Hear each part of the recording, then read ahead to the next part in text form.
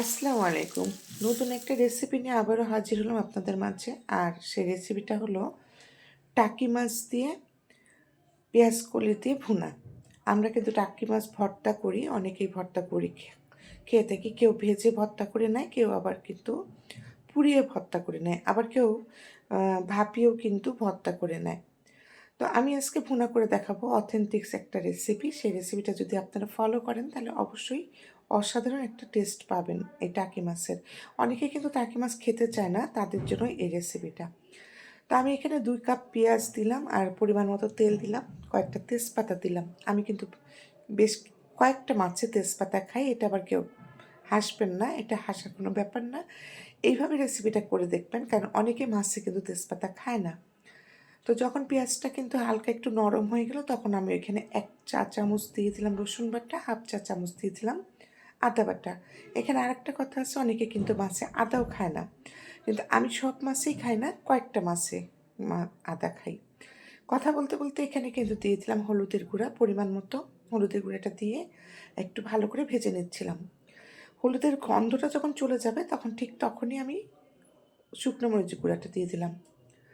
শুকনো মরিচের গুঁড়াটা আমার পরিমাণ মতো দিয়েছে, আর এটা একটু ঝাল ঝাল হলেই কিন্তু ভালো লাগে।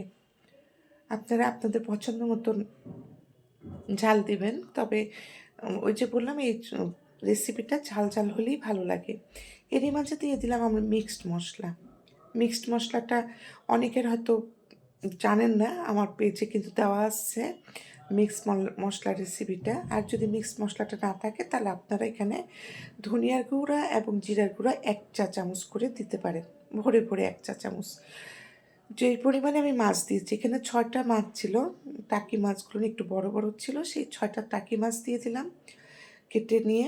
তারপর সেটা একটু নেড়ে চেড়ে সামান্য একটু পানি দিয়ে দিলাম, যেন মশলাটা পুড়ে না যায়। তখন পানি দিয়ে আবার একটু ভালো করে নেড়ে চেড়ে নিচ্ছি। এখানে একটা টিপস বলে দিই, আপনারা মাছ ততক্ষণ কষাতে পারবেন যতক্ষণ না মাছটা সেদ্ধ হয়ে যায়। মাছটা কিন্তু যখনই সেদ্ধ হয়ে যাবে, তখনই কিন্তু মাছটা ভেঙে যাবে যদি নাড়াচাড়া করতে চান। তো আমার মাছটা কষানো হয়ে গেছে, আমি এখানে পরিমাণ মতো একটু ফুটন্ত গরম পানি দিয়ে দিলাম। এটা দিয়ে মাছটা কিন্তু সেদ্ধ হবে। তারপর দিয়ে দিলাম কিছু কাঁচা চেরা মরিচ।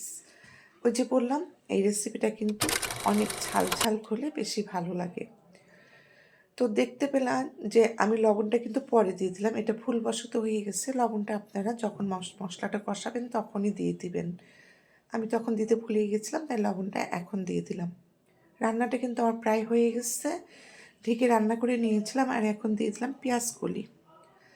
এই পেঁয়াজ কলিটা আপনারা কিন্তু আরেকটু বাড়িয়ে দিতে পারেন। আমি কিন্তু অল্পটাই দিলাম, মানে অল্প স্বল্পই দিলাম, আমরা অল্প মানুষ, তাই দিয়ে দিলাম কিছু ধনিয়ার পাতা। ধনিয়ার পাতাটা উপরে দিয়ে পেঁয়াজ কলি দিয়ে জাস্ট 1 মিনিট আমি একটু ভালো করে হাই হিটে জ্বালিয়ে নেব ঢাকনা দিয়ে। তারপরে এটা হয়ে যাবে।